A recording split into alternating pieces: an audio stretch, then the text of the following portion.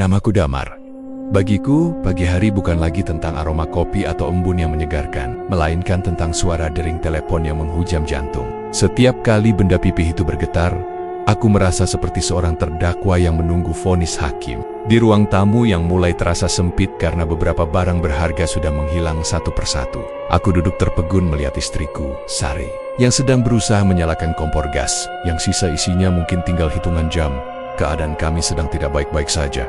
Usaha percetakan kecil milikku gulung tikar setelah ditipu rekan bisnis yang membawa lari seluruh modal. Kini, yang tersisa hanyalah tumpukan surat peringatan berwarna merah dan togihan-togihan yang bunganya terus beranak pinak melampaui logika. Mas, kopi hitamnya habis. Ini hanya ada air hangat, ucap Sari lembut. Ia tidak pernah mengeluh, dan itulah yang paling menyakitkan bagiku. Kesabarannya adalah sembilu yang mengiris harga diriku sebagai seorang lelaki. Aku memaksakan senyum, lalu mengusap kepala putri kecil kami, Arini, yang sedang asyik menggambar di lantai semen. Ia menggambar sebuah rumah besar dengan banyak pohon buah. Sebuah impian sederhana yang terasa mustahil aku wujudkan dalam waktu dekat. Di dalam kepala ini, angka-angka hutang sebanyak 100 juta rupiah terus berputar, menari-nari seperti bayangan hitam yang mencekik leher. Tidak apa-apa, Sari. Besok aku akan cari jalan keluarnya. Aku janji, kataku. Meski aku sendiri tidak tahu jalan mana yang harus kutempuh, semua pintu seolah tertutup rapat, menyisakan satu celah gelap yang selama ini hanya berani kubayangkan dalam bisik-bisik. Tetangga Gunung Kawi, malam harinya, saat dunia sudah terlelap, aku berdiri di beranda rumah yang mulai rapuh. Hatiku bimbang. Di satu sisi, aku tahu bahwa mencari pertolongan pada kekuatan selain Tuhan adalah langkah yang sangat berisiko. Namun di sisi lain, bayangan wajah lesu Arini dan air mata tersembunyi. Sari membuat akal sehatku tumpul. Aku teringat cerita kakek buyutku tentang pohon dewandaru dan sebuah tempat di mana keinginan bisa terwujud dalam sekejap, meski ada harga yang harus dibayar. Harga itu konon berupa masa hidup atau pengabdian jiwa. Saat itu, dalam kegelapan yang pekat, aku bergumam pada diri sendiri. Jika aku bisa menukar 10 tahun umurku agar mereka bisa hidup layak, aku akan melakukannya. Pikiran itu seperti sebuah undangan. Angin malam yang dingin tiba-tiba berembus kencang, membawa aroma bunga melati yang sangat kuat. Namun, anehnya tercium seperti bau logam tua. Di kejauhan, aku seolah melihat bayangan gunung yang menjulang tinggi, menantiku untuk datang membawa sebuah permohonan. Aku tidak tahu bahwa keputusan yang kubuat malam itu akan mengubah seluruh detak jantungku menjadi irama yang tidak akan pernah bisa kuhentikan. Aku hanya ingin mereka bahagia, meski aku harus berjalan di atas bara api kesunyian. Besok, aku akan berangkat. Tanpa pamit, tanpa bekal, hanya membawa keputusasaan yang sudah mencapai puncaknya. Aku akan menuju Gunung Kawi, mencari akhir dari kemiskinan ini. Atau mungkin memulai sebuah awal dari penderitaan yang baru. Pagi itu, aku terbangun sebelum matahari sempat menyentuh cakrawala. Di dalam kamar yang remang, aku menatap wajah Sari yang tertidur lelap. Guratan lelah di sudut matanya adalah saksi bisu betapa berat beban yang ia pikul bersamaku. Aku merasa seperti pencuri di rumahku sendiri saat perlahan-lahan mengemasi sebuah tas, ransel tua dengan 2 potong pakaian dan botol air minum. Tidak ada surat yang kutinggalkan, karena aku tahu, jika aku menuliskan tujuanku, ia akan memohon padaku untuk tetap tinggal meski harus hidup dalam kelaparan. Aku melangkah keluar, melewati pintu kayu yang berderit pelan. Di luar, kabut tipis menyelimuti jalanan desa yang masih sunyi. Hatiku berdegup kencang. Setiap detaknya terasa seperti pukulan palu di atas landasan besi. Sepanjang perjalanan menuju terminal bus, aku terus meyakinkan diri bahwa ini adalah satu-satunya cara. 100 juta rupiah bukan jumlah yang sedikit bagi orang kecil sepertiku, dan waktu yang diberikan para penagih hutang itu. Tinggal 5 hari lagi, bus yang membawaku menuju arah Malang terasa begitu lambat. Aku duduk di barisan paling belakang, menyandarkan kepala pada kaca jendela yang bergetar. Pikiranku melayang pada masa-masa di mana semua masih baik-baik saja. 2 tahun yang lalu, kami masih bisa tertawa bersama sambil menikmati sate ayam di pasar malam setiap akhir pekan. Kini, tawa itu telah digantikan oleh suara hening yang menyesakkan setiap kali kami duduk di meja makan. Setelah menempuh perjalanan selama beberapa jam, aku tiba di kaki Gunung Kawi. Atmosfer di sini sangat berbeda dengan apa yang kubayangkan. Tidak ada kesan seram yang mencolok. Justru yang kutemukan adalah keramaian orang-orang yang tampak sibuk dengan niat mereka masing-masing. Namun, semakin aku melangkah naik menuju area tempat suci dan pohon dewandaru, udara terasa semakin pekat dan berat. Aku melihat orang-orang bersila, merapal doa, dan menunggu guguran daun dari pohon keramat tersebut. Namun, tujuanku bukan sekadar menunggu keberuntungan dari selembar daun. Aku masuk lebih dalam ke sisi lereng yang lebih sepi. Tempat di mana aku merasa ada sesuatu yang sedang memperhatikanku dari balik rimbunnya pepohonan. Kamu yakin dengan apa yang kamu cari, nak? Sebuah suara serak mengejutkanku. Seorang lelaki tua dengan pakaian serba hitam duduk di bawah bayangan pohon besar. Matanya tidak menatapku, melainkan menatap jauh ke lembah. Saya ingin memberikan kehidupan yang layak untuk keluarga saya, Mbah. Jawabku dengan suara bergetar. Setiap permintaan memiliki timbangan. Apa yang kamu berikan harus sebanding dengan apa yang kamu terima. Lanjutnya tanpa ekspresi. Aku menarik napas panjang. Keputusasaan telah menghapus rasa takutku. Ambil 10 tahun umurku. Berikan aku kesempatan untuk melihat mereka tersenyum tanpa beban hutang. Lelaki tua itu akhirnya menoleh. Ia tersenyum tipis, sebuah senyuman yang tidak mencapai matanya. Malam ini, tidurlah di bawah naungan langit. Jangan menutup telingamu jika mendengar suara musik. Itu adalah tanda bahwa permohonanmu mulai dipertimbangkan. Malam itu, aku berbaring di atas tanah yang dingin berbantalkan tas ranselku. Sunyi senyap menyelimuti hutan, hingga tiba-tiba, dari kejauhan, terdengar suara denting logam yang halus. Satu nada, dua nada, menyerupai suara saron dari perangkat gamelan yang dimainkan dengan sangat pelan. Suara itu tidak berasal dari angin, melainkan terasa seperti merayap dari dalam bumi. Perlahan-lahan mendekati tempatku berbaring, suara gamelan itu semakin jelas, seolah ada kelompok penabuh musik yang duduk tepat di samping kepalaku. Namun, saat aku membuka mata, hanya ada kegelapan dan bayangan pepohonan yang menari di tiup angin gunung. Anehnya, nada-nada itu tidak terdengar menyakitkan. Mereka terdengar sangat merdu, namun penuh dengan kesedihan yang amat dalam. Setiap dentingannya seolah membasuh ketakutan yang sejak tadi menyelimuti hatiku. Aku bangkit berdiri dan berjalan mengikuti arah suara tersebut. Langkahku membawaku kembali ke pelataran pohon dewandaru yang kini benar-benar sepi. Di bawah cahaya bulan yang pucat, aku melihat pemandangan yang tak masuk akal. Daun-daun pohon itu tidak berguguran secara acak, melainkan jatuh satu persatu mengikuti irama musik gaib yang sedang kudengar. Lelaki tua berpakaian hitam tadi sudah berdiri di sana, memegang sebuah mangkuk kuningan kecil. Ulurkan tanganmu, perintahnya.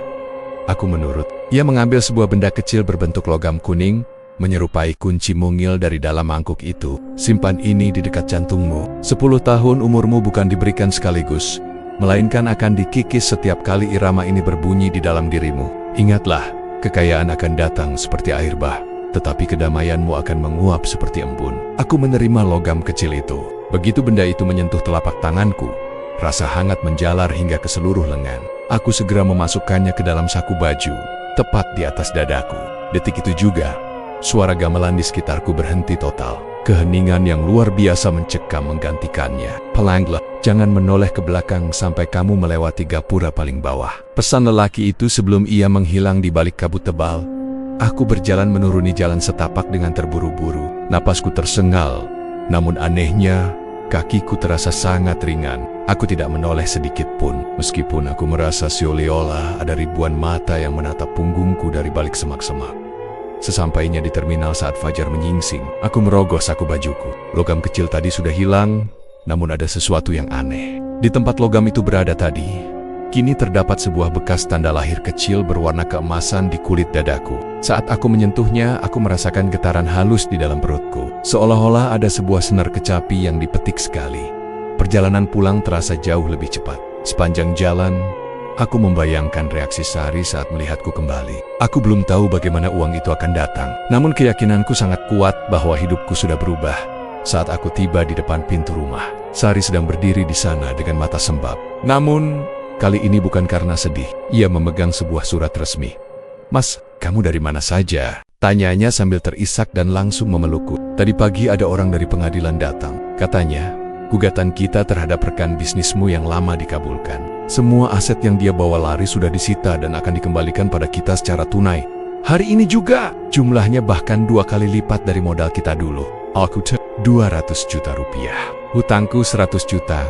Artinya kami punya sisa 100 juta lagi untuk memulai hidup baru." Aku memeluk Sari erat-erat, merasa beban di pundakku baru saja diangkat oleh tangan-tangan gaib. "Kita selamat." "Sari, kita selamat," bisikku. Sari tersenyum bahagia, sebuah senyuman yang sudah lama aku rindukan. Arini pun berlari memeluk kakiku. segalanya tampak sempurna. Namun, di tengah kegembiraan itu, saat aku sedang menggendong Arini, tiba-tiba aku merasakan getaran di ulu hatiku. Ting, satu suara denting logam yang sangat jernih terdengar dari dalam perutku. Sangat pelan, hampir tak terdengar bagi orang lain. Namun, bagiku, itu adalah lonceng pengingat bahwa masa cicilan umurku baru saja dimulai. Kehidupan kami berubah dalam sekejap mata. Rumah yang dulunya suram dengan atap bocor, kini telah direnovasi menjadi bangunan yang megah dan kokoh. Tidak ada lagi surat peringatan berwarna merah di meja tamu. Sebagai gantinya, piring-piring kami selalu terisi makanan lezat, dan Arini kini memiliki kamar tidur yang penuh dengan mainan baru. Sari tampak 10 tahun lebih muda. Ia sering tertawa, dan rona merah di pipinya kembali muncul. Aku berhasil membuka kembali usaha percetakanku, bahkan dengan mesin-mesin yang jauh lebih modern. Semua orang di desa memujiku sebagai pahlawan keluarga yang berhasil bangkit dari keterpurukan. Aku menikmati setiap detik kemakmuran ini, mencoba melupakan malam dingin di bawah pohon dewandaru. Namun, ada satu hal yang tidak bisa aku abaikan. Getaran di perutku. Awalnya, suara itu hanya muncul sekali dalam sehari. Biasanya saat aku sedang melamun. Sebuah denting halus, seperti suara saron yang dipukul sekali. Namun memasuki minggu kedua, suara itu mulai membentuk sebuah pola. Setiap kali aku merasa sangat bahagia, atau baru saja membelanjakan uang dalam jumlah besar, suara itu akan berbunyi lebih nyaring malam itu. Kami sedang merayakan ulang tahun Arini yang ke-7. Aku menyewa catering terbaik dan mengundang beberapa tetangga terdekat. Rumah kami penuh dengan tawa dan doa-doa baik. Namun, tepat saat aku hendak meniup lilin bersama putriku, sebuah rasa nyeri yang tajam menusuk ulu hatiku. Ting tong, ting, suara gamelan itu bukan lagi sekadar dentingan tunggal. Kali ini, bunyinya seperti sebuah melodi pendek yang dimainkan dengan tempo cepat. Rasa nyeri itu membuatku terbungkuk, memegangi perut dengan wajah yang mendadak pucat pasi. Mas, kenop, sorry mendekot. Wajahnya penuh kekhawatiran. Aku berusaha mengatur napas, memaksakan diri untuk berdiri tegak. Hanya Mas Ari? Terlalu banyak kopi tadi siang? Dustaku, aku tidak mungkin mengatakannya. Aku tidak ingin merusak kebahagiaan yang baru saja kami bangun di atas pondasi yang rapuh ini. Aku bergegas menuju kamar mandi dan mengunci pintu. Di depan cermin, aku membuka kancing kemejaku. Tanda lahir berwarna keemasan di dadaku itu kini tampak lebih gelap, hampir berwarna seperti perunggu tua. Saat aku menyentuhnya, aku bisa merasakan detak jantungku tidak lagi berirama dek-dek, melainkan mengikuti ketukan kendang yang samar namun pasti. Aku mencoba membasuh wajahku dengan air dingin, berharap ini semua hanya imajinasi akibat stres masa lalu. Namun, saat suasana di luar kamar mandi menjadi hening karena tamu-tamu mulai pulang, aku mendengar sesuatu yang membuat bulu kuduku berdiri. Suara gamelan itu tidak lagi hanya terdengar di dalam kepalaku. Suara itu mulai menggema di ruangan kamar mandi yang sempit ini. Seolah-olah ada lubang kecil di perutku yang mengeluarkan suara musik gaib tersebut. Suaranya memantul di dinding keramik, jernih dan nyata. Hentikan, tolong hentikan, bisikku pada diri sendiri. Namun, musik itu justru semakin melambat, berubah menjadi nada yang menyayat hati. Sebuah melodi yang biasanya dimainkan saat iring-iringan jenazah di masa lampau. Di saat itulah aku menyadari bahwa setiap nada yang keluar dari tubuhku adalah hitungan mundur. Setiap melodi yang terdengar adalah kepingan umurku yang diambil secara perlahan, dicairkan menjadi emas yang kini memenuhi rumahku. Aku keluar dari kamar mandi dengan kaki gemetar. Di ruang tengah, Sari sedang merapikan kado-kado Arini. Ia menatapku dengan tatapan aneh. Mas, panggilnya pelan. Tony, apa kamu mendengar sesuatu? Seperti suara musik dari arah belakangmu. Darahku terasa membeku. Rahasiaku bukan lagi milikku sendiri.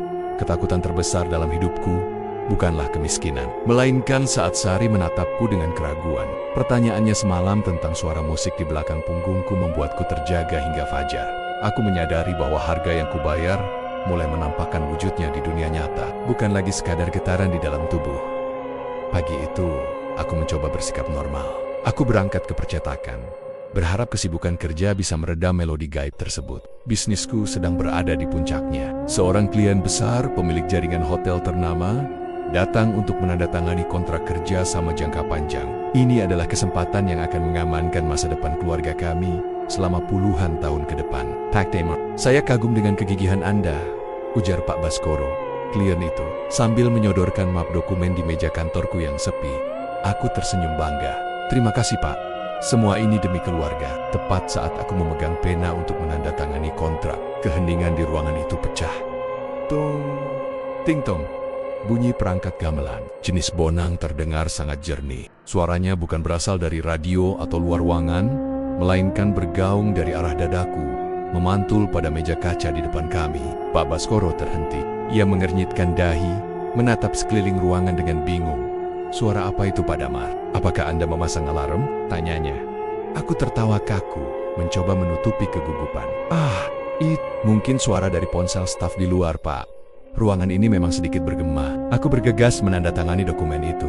Namun suara musik itu justru semakin kompleks. Kini suara kendang mulai menyahut, menciptakan irama rancak yang membuat dadaku terasa seperti dipukul-pukul dari dalam. Nyeri yang luar biasa menjalar ke seluruh tulang rusukku. Tanganku gemetar hebat hingga tanda tanganku terlihat berantakan.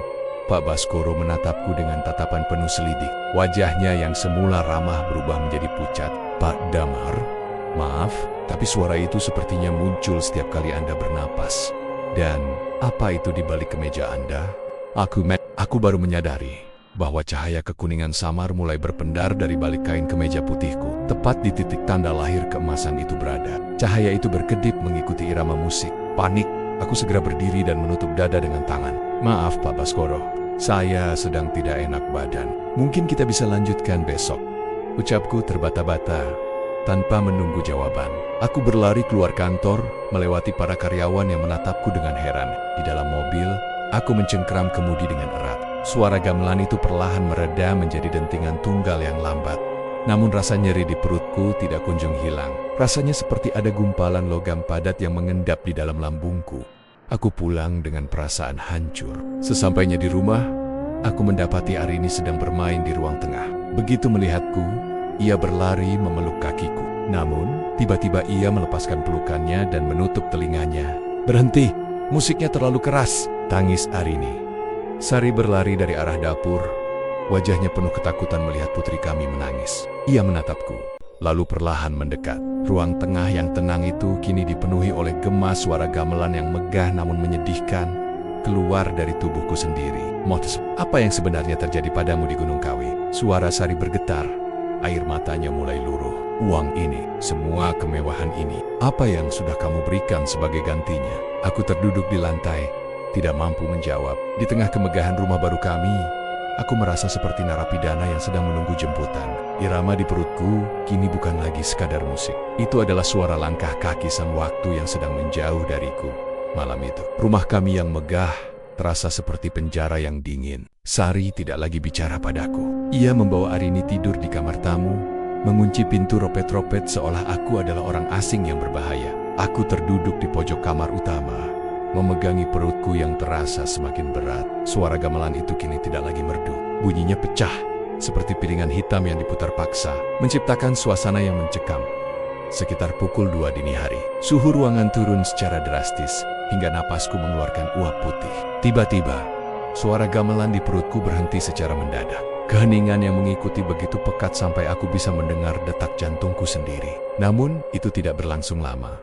Dari sudut plafon yang gelap, aku melihat sesuatu merayap turun. Bukan manusia, bukan pula hewan. Itu adalah gumpalan asap hitam yang perlahan membentuk sosok bayangan penari tanpa wajah. Sosok itu mengenakan selendang yang tampak kusam dan mahkota yang terbuat dari ranting kering. Bayangan itu mulai menari. Setiap gerakannya kaku, mengikuti irama gaib yang kini terdengar bukan dari perut, melainkan dari balik dinding-dinding rumah. Setiap kali kaki bayangan itu menghentak lantai, seluruh rumah bergetar. Lampu gantung di ruang tengah bergoyang hebat. Foto keluarga kami yang terpajang di dinding jatuh dan pecah berkeping-keping. "Siapa kamu?" "APM," teriakku dengan suara parau. Sosok itu tidak menjawab. Ia terus menari, semakin lama semakin mendekat ke arahku. Aku mencoba berdiri untuk lari, namun kakiku terasa kaku seperti membatu. Rasa panas yang luar biasa kembali menyerang ulu hatiku. Saat aku melihat ke bawah, pendaran cahaya dari tanda lahir di dadaku menyinari seluruh ruangan dengan warna kuning tembaga yang menyakitkan mata. Tiba-tiba, bayangan penari itu melompat ke arahku. Ia tidak menyentuhku secara fisik, namun aku merasa seolah-olah seluruh oksigen di paru-paruku disedot habis. Aku terjatuh, mencengkeram leherku sendiri, berusaha mencari udara. Di saat itu, aku melihat pemandangan yang paling mengerikan. Perabotan mewah di rumahku perlahan-lahan berubah menjadi arang hitam. Kursi bloodroom, televisi besar, hingga meja makan jati kami. Semuanya mulai mengeropos dan hancur menjadi debu sebelum mataku sendiri. "Hentikan, jangan ambil semuanya!" pintaku dalam hati. Bayangan itu berhenti tepat di depan wajahku. Aku bisa merasakan hawa dingin yang menusuk tulang. Sebuah bisikan terdengar, bukan di telinga, melainkan langsung di dalam pikiranku. 10 tahun terlalu lama. Kami ingin sisa umurmu sekarang juga, atau orang-orang yang kamu cintai yang akan menggantikan tempatmu. Peringatan itu bagaikan petir di siang bolong. Aku menyadari bahwa perjanjian di Gunung Kawi tidak sesederhana yang kubayangkan. Para penunggu itu mulai tidak sabar. Mereka merasa bayaran yang kuberikan melalui penderitaan fisikku belum cukup. Guncangan di rumah semakin menjadi. Aku mendengar teriakan Sari dari kamar sebelah. "Mais, Damar, tolong, pintunya tidak bisa dibuka." Aku memaksakan seluruh tenagaku, merangkak menuju pintu kamar Sari, sambil menahan rasa sakit di perut yang rasanya seperti sedang diaduk oleh besi panas. Saat tanganku menyentuh gagang pintu, sebuah ledakan energi membuatku terpental. Seluruh lampu di rumah padam dalam kegelapan total. Suara gamelan itu kembali berbunyi, namun kali ini volumenya begitu keras hingga telingaku berdenging. Aku menyadari satu hal. Nyawa istri dan anakku kini berada di ujung tanduk karena keserakahanku. Aku harus bertindak sebelum fajar tiba, atau aku akan kehilangan segalanya selamanya. Fajar menyingsing dengan suasana yang sangat muram. Guncangan semalam telah berhenti, namun sisa-sisanya masih terasa nyata. Foto keluarga kami yang pecah berserakan di lantai, seolah menjadi simbol hancurnya kedamaian yang baru saja kucicipi. Sari keluar dari kamar dengan wajah pucat dan mata yang bengkak karena menangis. Ia memeluk Arini dengan sangat erat, seolah-olah jika ia melepaskannya barang sejenak, putri kami akan hilang di telan bayangan. "Mas, aku tidak peduli dengan semua uang ini," bisik Sari dengan suara yang sangat bergetar. "Aku ingin suamiku kembali. Aku ingin rumah yang tenang, meskipun kita harus makan nasi dengan garam setiap hari. Tolong, hentikan semua kegilaan ini." Kata-kata Sari menghantam nuraniku lebih keras daripada guncangan gaib semalam. Aku melihat ke sekeliling. Rumah megah ini sekarang terasa seperti peti mati yang dilapisi emas. Aku telah menjadi egois dengan berpikir bahwa kemewahan bisa menghapus luka kegagalanku. Sebagai kepala keluarga, aku menggenggam tangan Sari, mencoba memberikan kehangatan meskipun tanganku sendiri terasa sedingin es. "Aku akan menyelesaikannya, Sari. Aku janji, aku akan pergi lagi dan mengembalikan semuanya. Aku tidak akan membiarkan kalian menjadi bagian dari perjanjian ini." Hari itu, aku menetapkan sebuah tujuan yang mustahil. Aku harus membatalkan perjanjian tersebut. Aku tahu, dalam dunia manusia, kontrak bisa diputus jika kita membayar denda. Namun, bagaimana cara memutus kontrak dengan kekuatan yang tidak terlihat? Bagaimana cara mengembalikan 10 tahun umur yang sudah mulai digerogoti oleh irama gamelan ini? Aku mulai mencari informasi secara rahasia. Aku mendatangi seorang kakek tua di pinggiran desa yang dikenal sebagai ahli sejarah lisan dan tradisi kuno. Bukan seorang dukun, melainkan orang bijak yang memahami bahasa alam. Namanya Mbah Carito. Di gubuknya yang sederhana, Mbah Carito mendengarkan ceritaku tanpa sekalipun menyela. Suara gamelan di perutku sesekali berbunyi pelan, seolah sedang memprotes niatku untuk berkhianat. "Kamu telah mengambil sesuatu yang bukan milikmu, Damar," ucap Mbah Carito sambil mengaduk teh pahitnya. "Gunung itu hanya meminjamkan, dan ia selalu meminta bunga yang sangat tinggi. Membatalkan janji di sana tidak bisa dilakukan hanya dengan kata maaf." "Lalu apa yang harus saya lakukan, Mbah?" "Saya akan melakukan apapun," jawabku dengan penuh desakan. Mbah Carito menatapku tajam. "Kamu harus menemukan sumber dari musik itu. Gamelan di perutmu bukan hanya sekadar bunyi, itu adalah ikatan batinmu dengan rasa serakah. Untuk memutusnya, kamu harus melakukan perjalanan balik, bukan hanya ke Gunung Kawi secara fisik, tapi kamu harus melepaskan semua hasil dari perjanjian itu tanpa tersisa sepeser pun." Aku tertegun. Melepaskan semuanya. Itu artinya kami akan kembali ke titik nol. Bahkan mungkin lebih buruk karena aku tidak lagi memiliki modal usaha. Namun, bayangan Arini yang ketakutan membuat raguku sirna. "Aku akan melakukannya," tegasku. "Hati-hati, Damar," peringat Mbah Carito. "Sesuatu yang sudah masuk ke dalam darah dan daging tidak akan mau pergi dengan mudah. Mereka akan memberimu rintangan yang akan menguji apakah kamu benar-benar tulus atau hanya sedang takut." Aku pulang dengan tekad yang bulat. Langkah pertamaku adalah menjual semua aset yang kudapatkan dari uang ajaib itu. Namun, baru saja aku hendak melangkah masuk ke rumah, suara gamelan di perutku meledak dengan nada yang sangat tinggi dan menyakitkan, membuat pandanganku mendadak gelap. Rintangan pertama baru saja dimulai. Pandanganku perlahan kembali setelah kegelapan yang menyakitkan itu menghantam. Aku tersungkur di halaman rumah sendiri, sementara telingaku masih berdenging oleh nada tinggi yang tadi meledak dari dalam dadaku. Rasa panas di ulu hati kini berganti menjadi rasa berat yang aneh, seolah-olah lambungku diisi oleh bongkahan batu kali. Aku memaksakan diri untuk bangkit. Aku harus segera memulai proses pelepasan ini. Aku mengambil semua dokumen kepemilikan aset, mulai dari surat tanah rumah megah ini hingga surat kontrak bisnis percetakanku. Aku berniat menjual semuanya dengan harga yang sangat murah, atau bahkan mengembalikannya kepada yang berhak jika itu memungkinkan. Namun, rintangan pertama muncul dari arah yang tidak terduga, dunia sekitarku, seolah bekerja sama untuk menghalangiku. Saat aku mencoba menghubungi agen properti, telepon genggamku mendadak mati total. Setiap kali aku mencoba menulis surat kuasa, pena yang kugunakan selalu patah atau tinta di dalamnya mendadak kering, meskipun itu pena baru. Bahkan, saat aku hendak keluar rumah untuk menemui notaris, pintu depan rumah kami mendadak macet total. Seolah-olah kayu-kayunya membengkak dan mengunci diri mereka sendiri di dalam bingkai pintu. "Mas, ada apa lagi?" tanya Sari yang melihatku bersusah payah mendobrak pintu. "Mereka tidak membiarkanku melepaskan ini semua, Sari," jawabku dengan napas tersengal. Rumah ini ingin aku tetap berada di dalamnya. Rintangan tidak berhenti di sana. Kabar bahwa aku ingin menjual rumah dan asetku tersebar dengan cepat di desa. Namun, alih-alih mendapatkan pembeli, aku justru mendapatkan cibiran. Para tetangga yang sebelumnya memujiku, kini mulai berbisik-bisik. Mereka menganggapku tidak bersyukur, atau sudah kehilangan akal sehat, karena ingin membuang kemakmuran yang susah payah kudapatkan.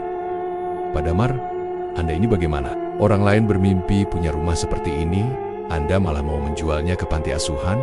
ucap salah satu tokoh desa yang kutemui saat aku akhirnya berhasil keluar lewat jendela belakang. "Saya hanya ingin kedamaian, Pak," jawabku singkat tanpa berani menjelaskan suara musik yang kini berbunyi seperti suara seruling sedih dari dalam perutku. Setiap kali aku bersikeras untuk melepaskan harta itu, rasa sakit di perutku semakin menjadi-jadi. Suara gamelan itu kini berubah menjadi irama kebo giro, irama yang biasa dimainkan untuk menyambut tamu agung, namun nadanya sumbang dan menyayat hati. Rasa sakitnya begitu nyata, hingga aku harus berjalan membungkuk, menahan beban yang seolah ingin merobek kulit perutku dari dalam. Rintangan terberat hari itu muncul saat aku hendak menyerahkan kunci gudang percetakanku kepada mantan karyawanku yang dulu pernah kusia-siakan. Tiba-tiba, jalanan di depanku terasa bergelombang. Orang-orang di sekitarku tampak seperti bayangan kabur yang memanjang. Aku mendengar suara tawa halus dari udara kosong, dan bau bunga melati yang sangat tajam kembali menusuk hidung. Aku jatuh berlutut di tengah jalan. Dalam penglihatanku yang mulai kabur, aku melihat kepingan emas yang dulu kudapatkan di Gunung Kawi berhamburan dari saku bajuku. Namun saat hendak kupungut, kepingan itu berubah menjadi alat-alat kecil yang masuk ke dalam tanah. "Aku tidak akan menyerah," bisikku sambil mencengkeram aspal panas. "Ambil hartanya, tapi lepaskan keluargaku." Aku menyadari bahwa ini bukan sekadar urusan menjual barang. Ini adalah perang batin. Sesuatu yang gaib di dalam tubuhku sedang menarikku untuk tetap tinggal dalam kenyamanan. Sementara jiwaku berteriak untuk lari sejauh mungkin. Aku harus menemukan cara yang lebih ekstrem untuk melepaskan keterikatan ini, sebelum suara gamelan itu benar-benar menguasai seluruh detak jantungku.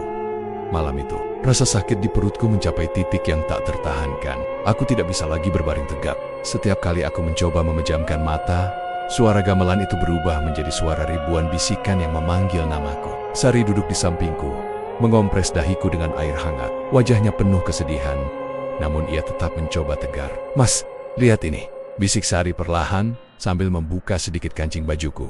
Aku menunduk dan terperanjat. Tanda lahir keemasan di dadaku kini tidak lagi sekadar warna. Kulit di sekitarnya mengeras dan terasa dingin seperti sentuhan perunggu. Yang lebih mengerikan, di bawah permukaan kulit perutku tampak benjolan-benjolan kecil yang bergerak mengikuti irama musik. Benjolan itu berbentuk seperti bila-bila saron dan gong kecil. Mereka sedang membangun perangkat gamelan di dalam tubuhku, Sari, ucapku dengan suara yang hampir habis.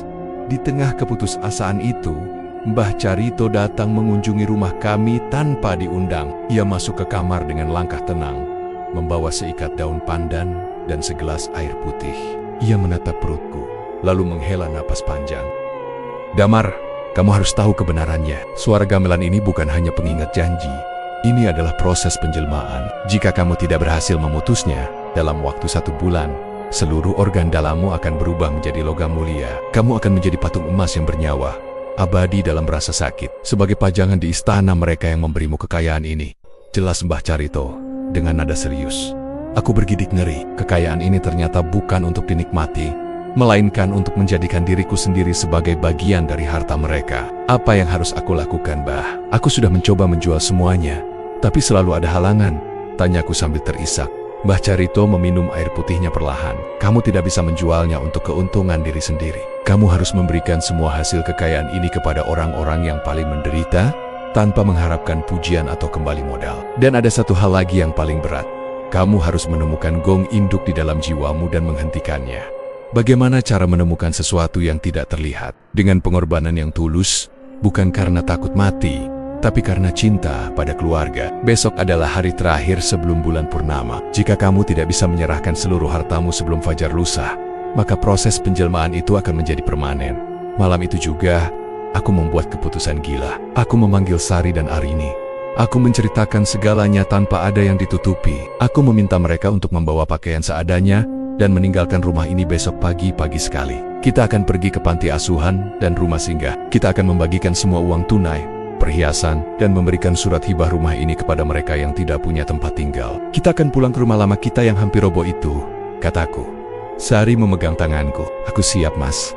Aku lebih suka hidup di gubuk asal kamu tetap menjadi manusia. Namun, saat keputusan itu terucap, suara gamelan di perutku berubah menjadi dentuman gong yang sangat keras. Gung, gung, seluruh kaca di kamar kami pecah seketika. Sebuah rintangan besar telah menanti.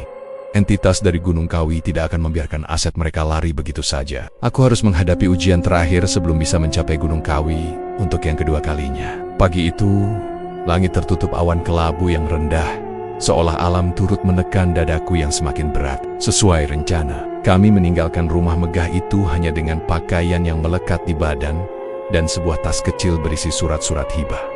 Aku berjalan dengan langkah terseret. Setiap langkahku diiringi suara denting logam yang kini terdengar seperti rintihan dari dalam perut. Rintangan yang diperingatkan Mbah Carito muncul seketika saat kami mencapai gerbang desa. Jalanan yang biasanya ramai mendadak sepi dan tertutup kabut tebal yang berbau kemenyan. Di tengah jalan, aku melihat sosok-sosok bayangan berdiri berjejer. Mereka bukan manusia, melainkan perwujudan dari rasa serakahku. Bayangan diriku sendiri yang berpakaian mewah, menatapku dengan tatapan kosong dan dingin. Mau kemana, Damar? Tetaplah di sini, tetaplah kaya. Bisikan itu datang dari segala arah, tumpang tindih dengan suara gamelan yang kini bertalu-talu dengan irama yang sangat cepat. Perutku terasa seperti diaduk oleh ribuan jarum. Aku melihat ke bawah, kulit perutku mulai berwarna kehijauan seperti tembaga tua yang berkarat. Jangan dengarkan Sari, terus berjalan, teriakku sambil menggandeng tangan Arini.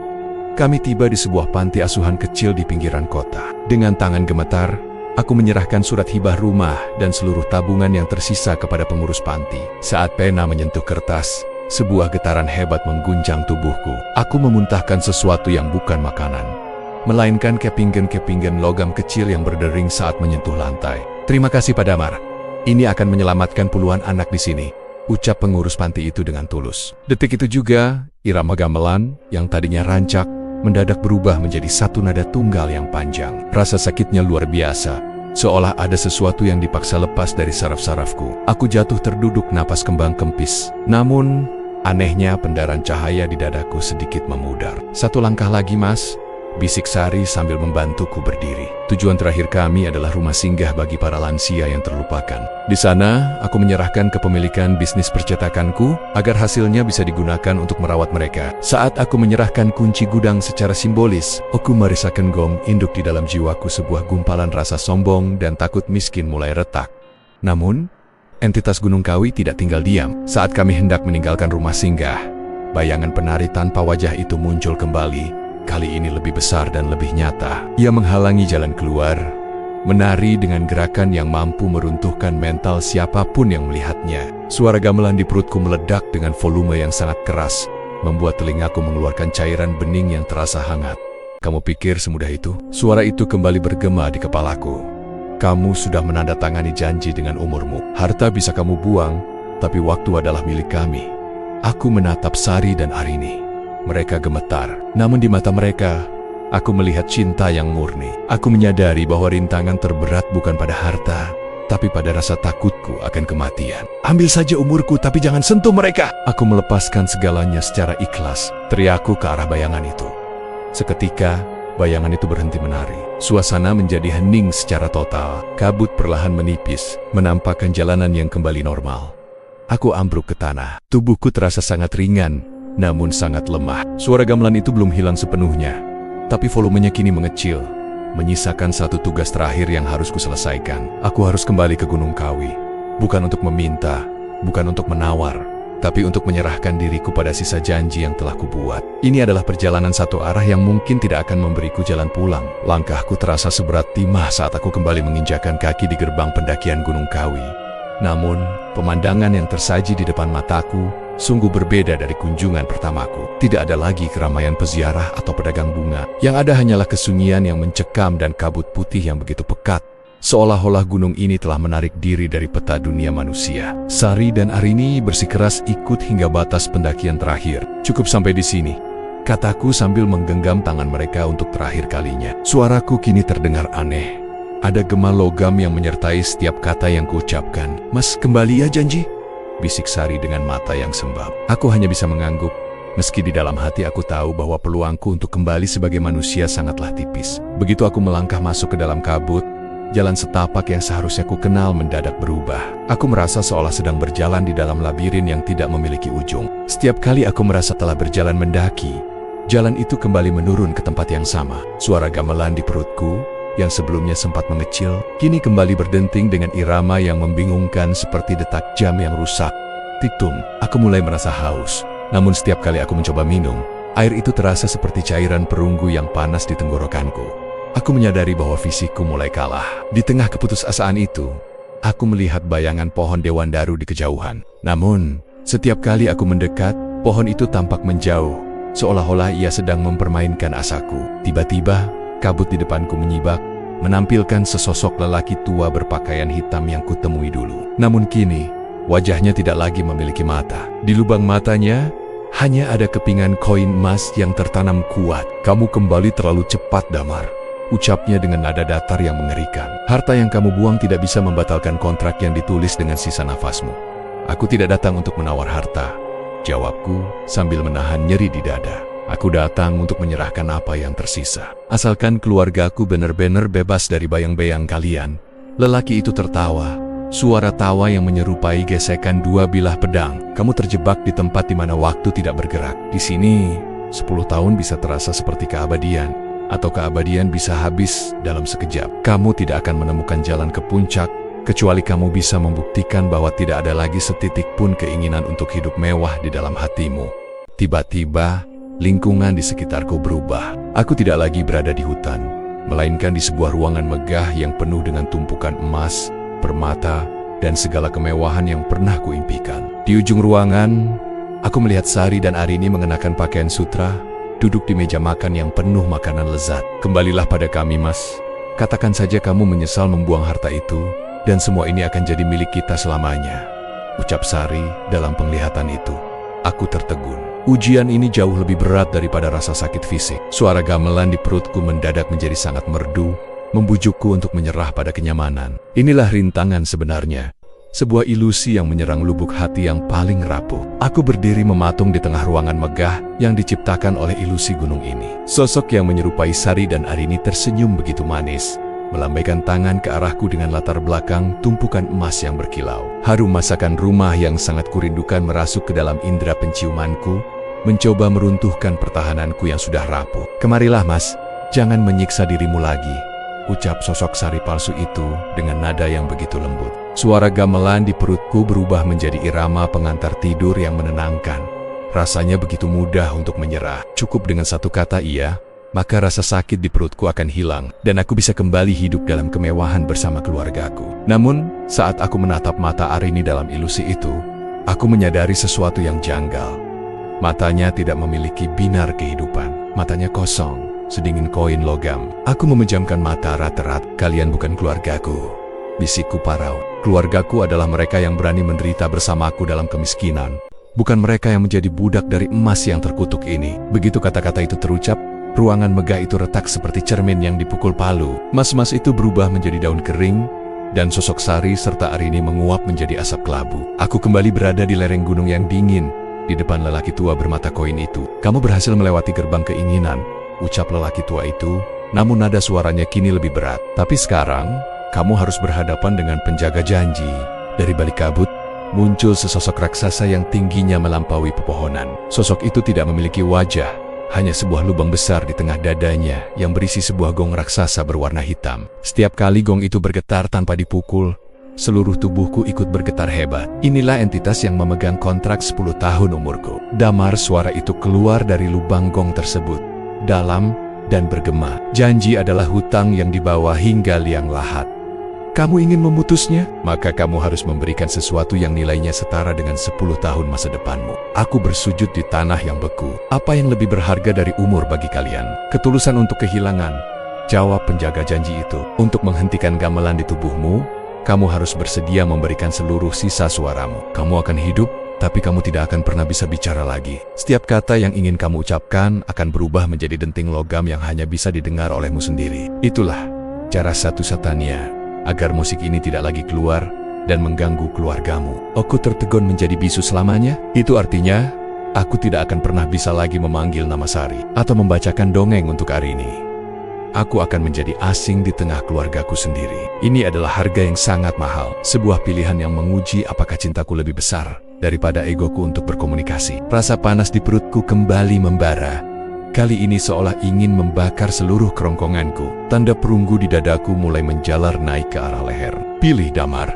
Menjadi patung emas yang abadi dalam kesunyian, atau menjadi manusia yang bisu namun tetap memiliki detak jantung yang bebas. Aku menatap langit Gunung Kawi yang kelam. Di dalam benakku, aku melihat wajah asli Sari dan Arini yang sedang menungguku di kaki gunung. Dengan penuh harap, tanpa ragu lagi, aku menganggukkan kepala. Aku bersedia menukar suaraku demi kebebasan mereka. Penjaga janji itu mengangkat tangannya yang besar. Dan seketika itu juga, gong di dalam dadanya berdentum dengan kekuatan yang sanggup meruntuhkan gunung. Gong, getarannya merambat melalui udara, masuk ke dalam pori-pori kulitku dan langsung menghujam tenggorokanku. Aku merasakan sensasi seperti menelan cairan timah yang membara. Lidahku terasa kaku, dan pita suaraku seolah sedang dipilin oleh jemari besi yang tak kasat mata. Aku mencoba berteriak, memohon ampun atas rasa sakit yang tak terlukiskan ini, namun yang keluar dari mulutku hanyalah kepulan uap tipis yang beraroma logam. Tidak ada suara, benar-benar hampa. Proses pemutusan telah dimulai. Gema suara dari sosok raksasa itu. Mulai saat ini, setiap kata yang kamu simpan akan menjadi beban di jiwamu, dan setiap nada yang kamu tahan akan menjadi kedamaian bagi keluargamu. Aku terjatuh dengan posisi sujud, mencengkeram tanah hingga kuku-kuku terasa perih. Di dalam perutku, suara gamelan yang biasanya riuh kini mulai melambat. Iramanya berubah menjadi satu nada rendah yang berdengung panjang, mirip dengan suara lebah yang terperangkap dalam botol kaca. Rasa berat yang selama ini menghimpit lambungku perlahan-lahan merambat naik, terkumpul di pangkal lidahku. Tiba-tiba, pandanganku beralih ke dalam diriku sendiri. Aku melihat bayangan paru-paruku yang mulai bersih dari noda-noda porangmu. Namun sebagai gantinya, tenggorokanku kini tertutup oleh lapisan halus berwarna keperakan. Inilah segelnya. Inilah kontrak baruku. Kamu harus bertahan dalam keheningan total selama 3 malam di puncak ini. Perintah lelaki tua bermata koin yang muncul. Kembali di samping sang raksasa.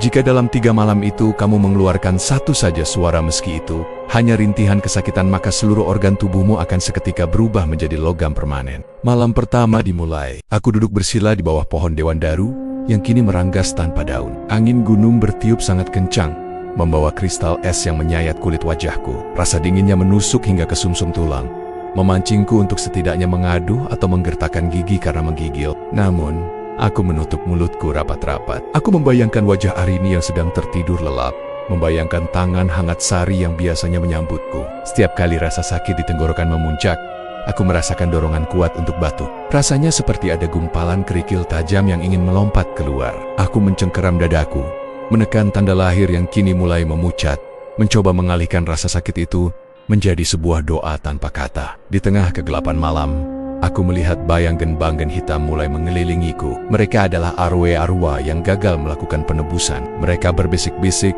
mengejekku, mencoba memancingku untuk bicara. Hanya satu kata, Damar.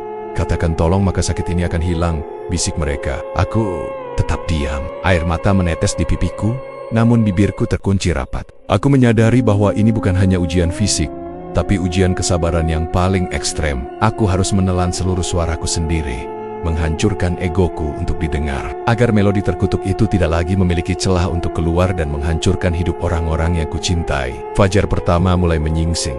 Namun perjuanganku masih menyisakan 2 malam lagi yang jauh lebih berat. Malam ketiga tiba dengan atmosfer yang jauh lebih berat dari malam-malam sebelumnya. Tubuhku sudah mencapai batasnya. Aku belum makan maupun minum sejak menginjakan kaki di puncak ini. Karena setiap kali mulutku terbuka, hawa dingin gunung seolah ingin membekukan lidahku yang kaku. Seluruh ototku bergetar hebat, dan tanda perunggu di dadaku kini hanya menyisakan 1 titik kecil yang sangat panas. Namun, rintangan malam terakhir bukanlah rasa sakit fisik, melainkan sebuah ujian emosional yang hampir membuatku hancur. Tiba-tiba, dari balik kabut, aku mendengar suara yang sangat kukenal. Suara tangisan Arini. "Ayah, ayah di mana?" Arini takut, "Ayah." Suaranya terdengar sangat dekat, hanya beberapa meter di belakangku. Kemudian disusul suara Sari yang memanggil namaku dengan nada penuh keputusasaan. Seolah mereka sedang dikejar oleh sesuatu yang mengerikan di dalam kegelapan hutan Gunung Kawi. Jantungku berdegup kencang. Naluri seorang ayah berteriak di dalam kepalaku. Sahut mereka. "Panggil mereka, beritahu bahwa kamu ada di sini." Aku hampir saja membuka mulut untuk meneriakkan nama istriku. Namun, tepat saat bibirku sedikit renggang, aku teringat peringatan Mbah Carito dan penjaga janji. Jika aku bersuara, aku akan berubah menjadi patung emas selamanya. Dan mereka benar-benar akan kehilangan aku tanpa ada yang bisa melindungi mereka lagi. Aku mencengkeram tanah dengan kuku yang mulai pecah. Air mata mengalir deras. Aku harus memilih, menyahut untuk memberikan kenyamanan sesaat namun berakhir menjadi benda mati, atau tetap diam dalam keheningan yang menyiksa agar bisa pulang sebagai manusia, meski tanpa suara. Bayangan Sari dan Arini yang ketakutan terus berputar-putar di sekelilingku. Suara mereka semakin memelas, seolah mereka sedang diseret oleh tangan-tangan gaib. "Mas Damar, tolong! Arini jatuh!" teriak Sari palsu itu. Aku menggigit bibir bawahku hingga mati rasa, menahan rasa sakit di tenggorokan yang kini terasa seperti ditarik oleh kawat berduri. Di saat puncak keputusasaan itu, aku menyadari bahwa ini adalah tipuan terakhir dari sang penjaga janji. Mereka ingin aku gagal di detik-detik terakhir. Aku memejamkan mata, memusatkan seluruh cintaku kepada mereka dalam diam. Aku berbisik di dalam hati, "Sari, Arini, jika kalian benar-benar ada di sana, maafkan aku karena tidak bisa menyahut. Aku diam karena aku ingin memeluk kalian lagi sebagai manusia, bukan sebagai emas yang tak bernyawa." Seketika itu juga, suara tangisan dan jeritan itu berubah menjadi tawa mengerikan yang perlahan memudar ke dalam kabut. Keheningan yang sangat suci tiba-tiba menyelimuti puncak gunung. Tepat saat matahari mulai mengintip dari ufuk timur, rasa panas di ulu hatiku meledak untuk terakhir kalinya. Namun kali ini rasanya sejuk, seperti air pegunungan yang membasuh luka. Titik perunggu di dadaku hilang sepenuhnya. Suara gamelan di perutku berhenti total. Keheningan di dalam tubuhku kini terasa begitu damai. Sebuah kesunyian yang mahal harganya. Penjaga janji dan lelaki tua bermata koin itu muncul di hadapanku untuk terakhir kalinya. Mereka menunduk, bukan karena hormat, tapi karena perjanjian telah tuntas. "Kamu telah membayar hutangmu dengan kebisuan," ucap sang penjaga janji. "Pulanglah, kamu bebas, tapi duniamu takkan pernah terdengar sama lagi." Aku mencoba menarik napas dalam-dalam. Tidak ada lagi gema logam, tidak ada lagi melodi gamelan yang menghantui. Aku bangkit dengan sisa tenaga yang ada, menuruni jalan setapak dengan kaki yang masih gemetar, menuju satu-satunya tujuan yang tersisa dalam hidupku, pulang. "Damar, kamu harus tahu kebenarannya. Suara gamelan ini bukan hanya pengingat janji. Ini adalah proses penjelmaan. Jika kamu tidak berhasil memutusnya, dalam waktu 1 bulan, seluruh organ dalammu akan berubah menjadi logam mulia. Kamu akan menjadi patung emas yang bernyawa, abadi dalam rasa sakit. Sebagai pajangan di istana mereka yang memberimu kekayaan ini," jelas Mbah Carito dengan nada serius. Aku bergidik ngeri. Kekayaan ini ternyata bukan untuk dinikmati, melainkan untuk menjadikan diriku sendiri sebagai bagian dari harta mereka. Apa yang harus aku lakukan, Mbah? Aku sudah mencoba menjual semuanya, tapi selalu ada halangan, tanyaku sambil terisak. Mbah Carito meminum air putihnya perlahan. "Kamu tidak bisa menjualnya untuk keuntungan diri sendiri. Kamu harus memberikan semua hasil kekayaan ini kepada orang-orang yang paling menderita, tanpa mengharapkan pujian atau kembali modal. Dan ada satu hal lagi yang paling berat. Kamu harus menemukan gong induk di dalam jiwamu dan menghentikannya." Bagaimana cara menemukan sesuatu yang tidak terlihat? Dengan pengorbanan yang tulus, bukan karena takut mati, tapi karena cinta pada keluarga. Besok adalah hari terakhir sebelum bulan purnama. Jika kamu tidak bisa menyerahkan seluruh hartamu sebelum fajar lusa, maka proses penjelmaan itu akan menjadi permanen. Malam itu juga, Aku membuat keputusan gila. Aku memanggil Sari dan Arini. Aku menceritakan segalanya tanpa ada yang ditutupi. Aku meminta mereka untuk membawa pakaian seadanya dan meninggalkan rumah ini besok pagi sekali. Kita akan pergi ke panti asuhan dan rumah singgah. Kita akan membagikan semua uang tunai, perhiasan, dan memberikan surat hibah rumah ini kepada mereka yang tidak punya tempat tinggal. Kita akan pulang ke rumah lama kita yang hampir roboh itu, kataku. Sari memegang tanganku. Aku siap, Mas. Aku lebih suka hidup di gubuk asal kamu tetap menjadi manusia. Namun, saat keputusan itu terucap, suara gamelan di perutku berubah menjadi dentuman gong yang sangat keras. Gung, gung, seluruh kaca di kamar kami pecah seketika. Sebuah rintangan besar telah menanti. Entitas dari Gunung Kawi tidak akan membiarkan aset mereka lari begitu saja. Aku harus menghadapi ujian terakhir sebelum bisa mencapai Gunung Kawi untuk yang kedua kalinya. Pagi itu, langit tertutup awan kelabu yang rendah, seolah alam turut menekan dadaku yang semakin berat. Sesuai rencana, kami meninggalkan rumah megah itu hanya dengan pakaian yang melekat di badan dan sebuah tas kecil berisi surat-surat hibah. Aku berjalan dengan langkah terseret. Setiap langkahku diiringi suara denting logam yang kini terdengar seperti rintihan dari dalam perut. Rintangan yang diperingatkan Mbah Carito muncul seketika saat kami mencapai gerbang desa. Jalanan yang biasanya ramai mendadak sepi dan tertutup kabut tebal yang berbau kemenyan. Di tengah jalan, aku melihat sosok-sosok bayangan berdiri berjejer. Mereka bukan manusia, melainkan perwujudan dari rasa serakahku. Bayangan diriku sendiri yang berpakaian mewah, menatapku dengan tatapan kosong dan dingin. Mau kemana, Damar? Tetaplah di sini, tetaplah kaya. Bisikan itu datang dari segala arah, tumpang tindih dengan suara gamelan yang kini bertalu-talu dengan irama yang sangat cepat. Perutku terasa seperti diaduk oleh ribuan jarum. Aku melihat ke bawah, kulit perutku mulai berwarna kehijauan seperti tembaga tua yang berkarat. Jangan dengarkan Sari, terus berjalan, teriakku sambil menggandeng tangan Arini. Kami tiba di sebuah panti asuhan kecil di pinggiran kota. Dengan tangan gemetar, aku menyerahkan surat hibah rumah dan seluruh tabungan yang tersisa kepada pengurus panti. Saat pena menyentuh kertas, sebuah getaran hebat mengguncang tubuhku. Aku memuntahkan sesuatu yang bukan makanan, melainkan kepinggan-kepinggan logam kecil yang berdering saat menyentuh lantai. Terima kasih Pak Damar. Ini akan menyelamatkan puluhan anak di sini, ucap pengurus panti itu dengan tulus. Detik itu juga, irama gamelan yang tadinya rancak mendadak berubah menjadi satu nada tunggal yang panjang. Rasa sakitnya luar biasa, seolah ada sesuatu yang dipaksa lepas dari saraf-sarafku. Aku jatuh terduduk, napas kembang kempis. Namun, anehnya pendaran cahaya di dadaku sedikit memudar. Satu langkah lagi, Mas, bisik Sari sambil membantuku berdiri. Tujuan terakhir kami adalah rumah singgah bagi para lansia yang terlupakan. Di sana, aku menyerahkan kepemilikan bisnis percetakanku agar hasilnya bisa digunakan untuk merawat mereka. Saat aku menyerahkan kunci gudang secara simbolis, aku merasakan gong induk di dalam jiwaku. Sebuah gumpalan rasa sombong dan takut miskin mulai retak. Namun, entitas Gunung Kawi tidak tinggal diam. Saat kami hendak meninggalkan rumah singgah, bayangan penari tanpa wajah itu muncul kembali. Kali ini lebih besar dan lebih nyata. Ia menghalangi jalan keluar, menari dengan gerakan yang mampu meruntuhkan mental siapapun yang melihatnya. Suara gamelan di perutku meledak dengan volume yang sangat keras, membuat telingaku mengeluarkan cairan bening yang terasa hangat. Kamu pikir semudah itu? Suara itu kembali bergema di kepalaku. Kamu sudah menandatangani janji dengan umurmu. Harta bisa kamu buang, tapi waktu adalah milik kami. Aku menatap Sari dan Arini. Mereka gemetar, namun di mata mereka, aku melihat cinta yang murni. Aku menyadari bahwa rintangan terberat bukan pada harta, tapi pada rasa takutku akan kematian. Ambil saja umurku, tapi jangan sentuh mereka. Aku melepaskan segalanya secara ikhlas, teriakku ke arah bayangan itu. Seketika, bayangan itu berhenti menari. Suasana menjadi hening secara total. Kabut perlahan menipis, menampakkan jalanan yang kembali normal. Aku ambruk ke tanah. Tubuhku terasa sangat ringan, namun sangat lemah. Suara gamelan itu belum hilang sepenuhnya, tapi volumenya kini mengecil, menyisakan satu tugas terakhir yang harus kuselesaikan. Aku harus kembali ke Gunung Kawi, bukan untuk meminta, bukan untuk menawar, tapi untuk menyerahkan diriku pada sisa janji yang telah kubuat. Ini adalah perjalanan satu arah yang mungkin tidak akan memberiku jalan pulang. Langkahku terasa seberat timah saat aku kembali menginjakan kaki di gerbang pendakian Gunung Kawi.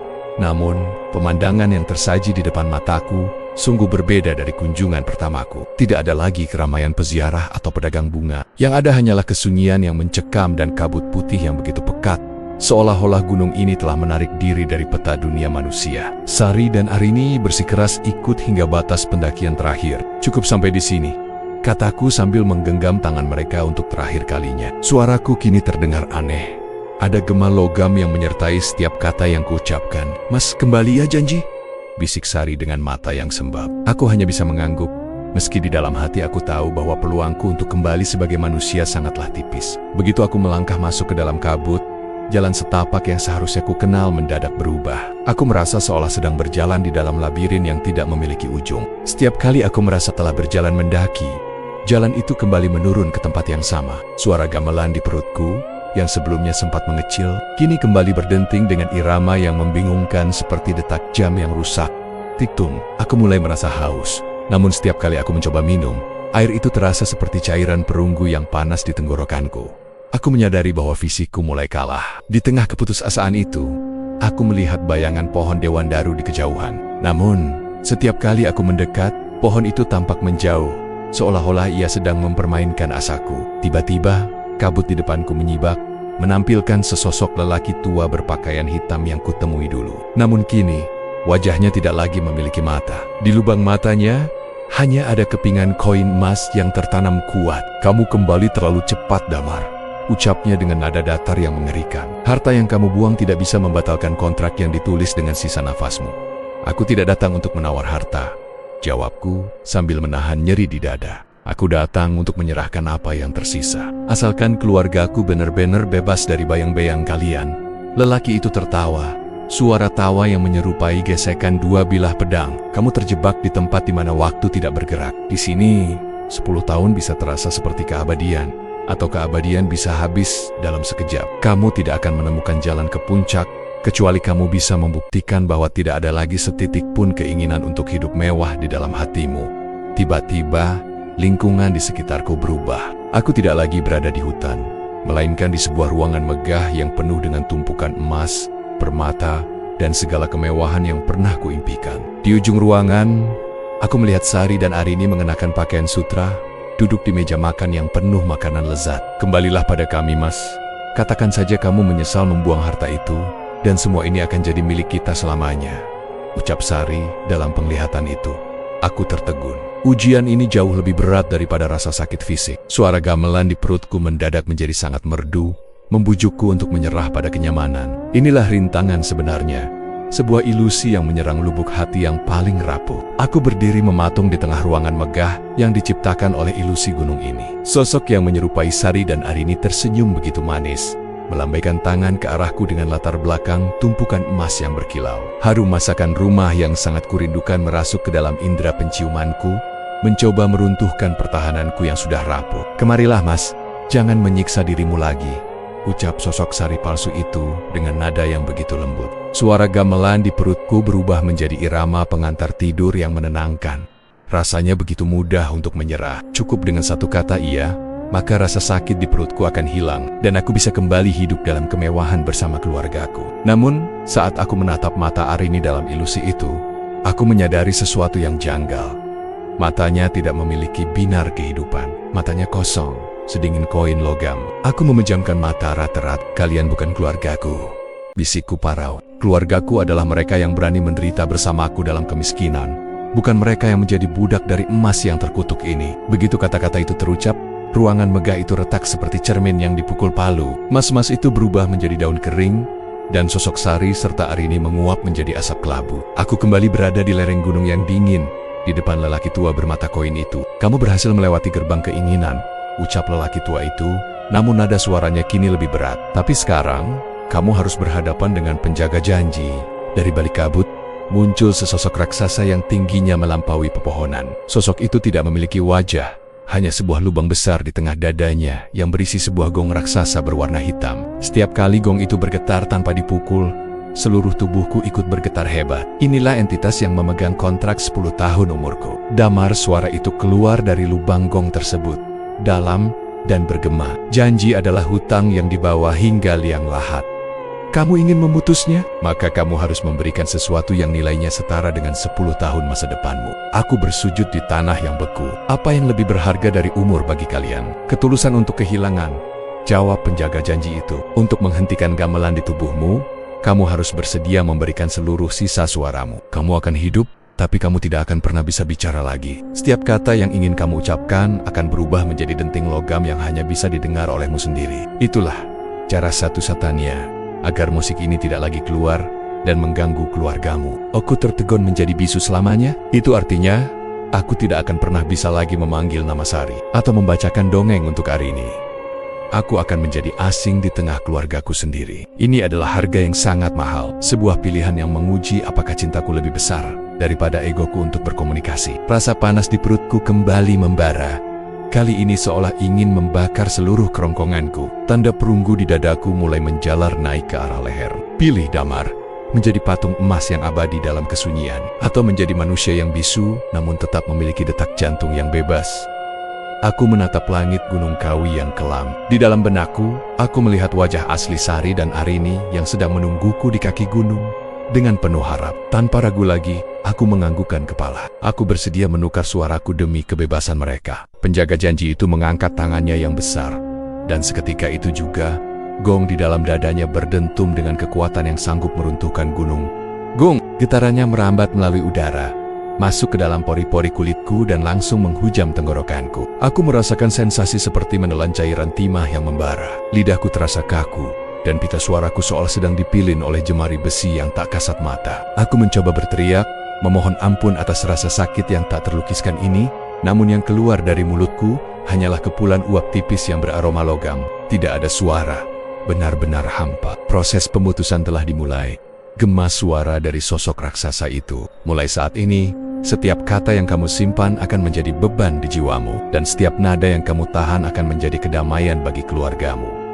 Aku terjatuh dengan posisi sujud, mencengkeram tanah hingga kuku-kuku terasa perih. Di dalam perutku, suara gamelan yang biasanya riuh kini mulai melambat. Iramanya berubah menjadi satu nada rendah yang berdengung panjang, mirip dengan suara lebah yang terperangkap dalam botol kaca. Rasa berat yang selama ini menghimpit lambungku perlahan-lahan merambat naik, terkumpul di pangkal lidahku. Tiba-tiba, pandanganku beralih ke dalam diriku sendiri. Aku melihat bayangan paru-paruku yang mulai bersih dari noda-noda porangmu. Namun sebagai gantinya, tenggorokanku kini tertutup oleh lapisan halus berwarna keperakan. Inilah segelnya.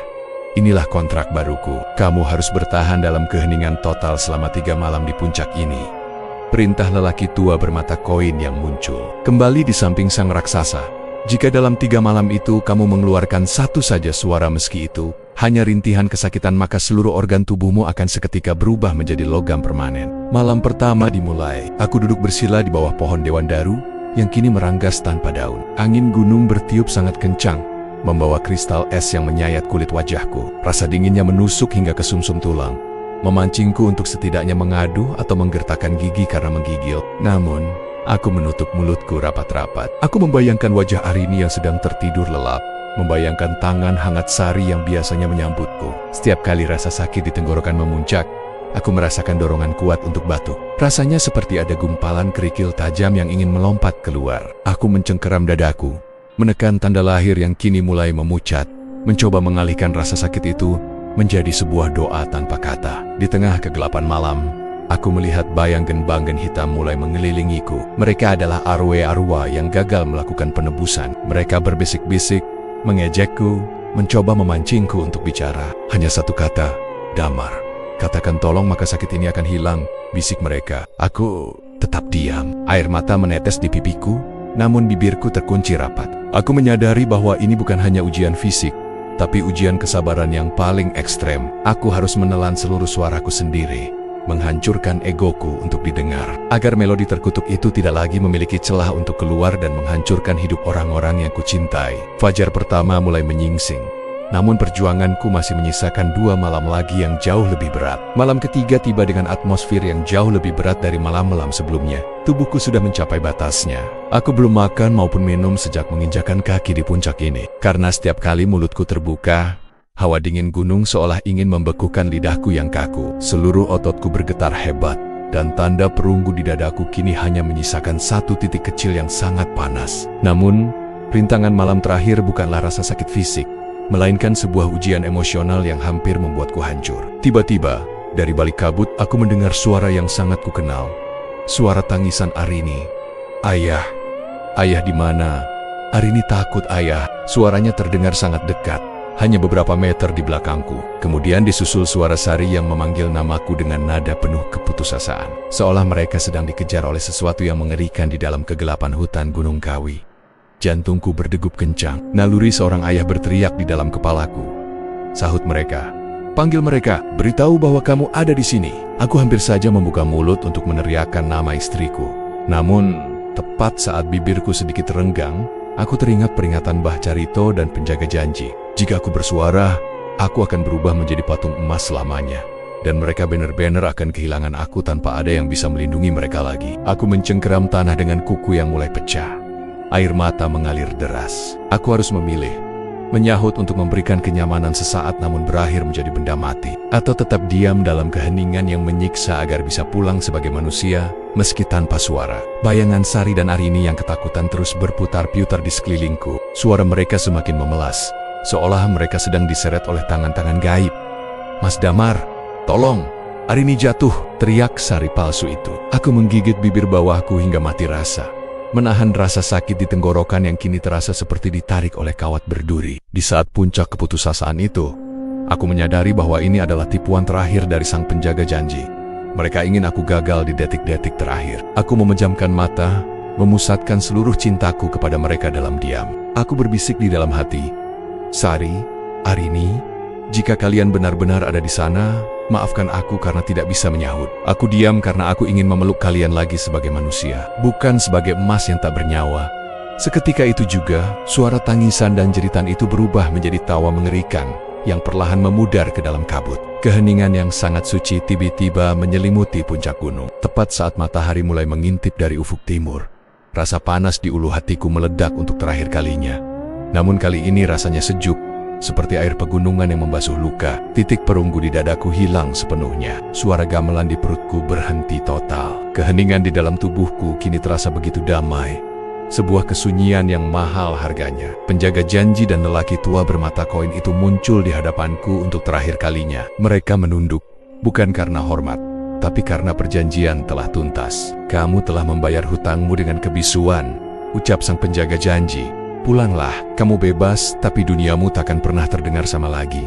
Aku mencoba menarik napas dalam-dalam.